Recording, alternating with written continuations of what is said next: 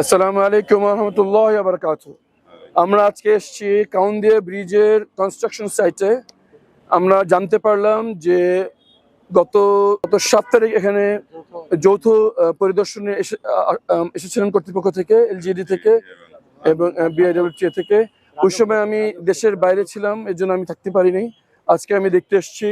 আলহামদুলিল্লাহ আমি দেখতে পাচ্ছি যে পাইলিং শুরু হওয়ার প্রাথমিক কাজ চলছে অলরেডি, এবং এলজিডি থেকে নির্দেশনা আছে যে 2 সপ্তাহের ভিতরে যেন পাইলিং শুরু হতে পারে ইনশাআল্লাহ।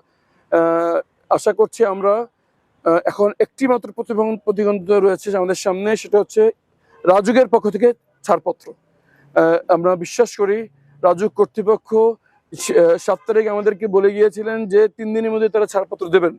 এখনো আমরা পাইনি, কিন্তু আমাদের জোর দাবি থাকবে ঈদের আগেই তারা যেন অবশ্যই ছাড়পত্র দিয়ে দেন আমাদেরকে ইনশাআল্লাহ, এবং ঈদের পর থেকে যেন পুরোদমে কাজ শুরু হতে পারে। এটি এই এলাকার জনগণের দাবি, কাউন্দিয়াবাসীর দীর্ঘদিনের দাবি।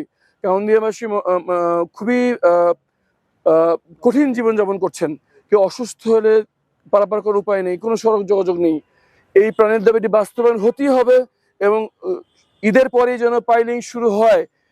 এর আগে সকল প্রতিবন্ধকতা সরকারকে দূর করতে হবে। আমরা আহ্বান জানাবো আপনাদের মাধ্যমে সরকারকে, যেন কাউন্দিয়াবাসীকে আরেকবার আন্দোলনে নামতে বাধ্য না করা হয়। ঈদের আগেই রাজুক যেন তাদের ছাড়পত্র দিয়ে দেয়। আমরা রাজুক কর্তৃপক্ষের সাথে যোগাযোগ করব, চেয়ারম্যানের সাথে যোগাযোগ করব। আর যদি দেখি যে কাল বিলম্ব হচ্ছে, তাহলে কাউন্দিয়াবাসী নাকি আন্দোলনে নামতে বাধ্য হবো আমরা। কিন্তু আমরা আশা করি এই পর্যন্ত আমাদের যেতে হবে না। যেই প্রাথমিক ওয়াদা আমাদের ছিল, মাননীয় প্রধানমন্ত্রী মিরপুরের সমাবেশের সময় ওয়াদা করে গেছেন, এবং আমি আপনাদের সংসদ সদস্য ওয়াদা করেছি 6 মাসের মধ্যে কাজ শুরু হতেই হবে। আমরা 3য় মাসে আছি।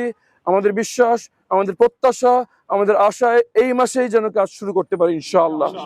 আমি সরকার, এলজিডি, রাজুক সহ সংশ্লিষ্ট সবার সহযোগিতা কামনা করছি।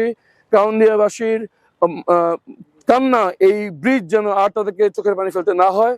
সবার দোয়া সরকারের সাথে আছে। অবিলম্বে কাজ শুরু হোক, শেষ হোক এই দুর্ভোগ। আসসালামু আলাইকুম ওয়া রাহমাতুল্লাহি ওয়া বারাকাতুহু।